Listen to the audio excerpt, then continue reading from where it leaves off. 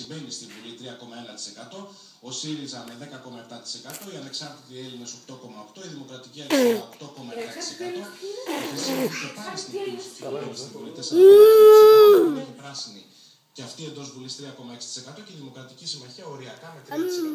Διαφορετικές από τις άλλες εκλογικές αναμέτρηση αυτή και ιδιαίτερα δύσκολες. Ευχαριστώ πάρα πολύ. Να περάσουμε και σε διεθνείς ειδήσεις. Σε φιάσκο εξελίχθηκε εκτόξευση πυράβλου μεγάλου πολιτικού της Βόρειας Κορέας σε μέσω διεθνών αντιδράσεων κατά της πολιτικής ηγεσίας της χώρας. Στη Συρία, τώρα ο κ.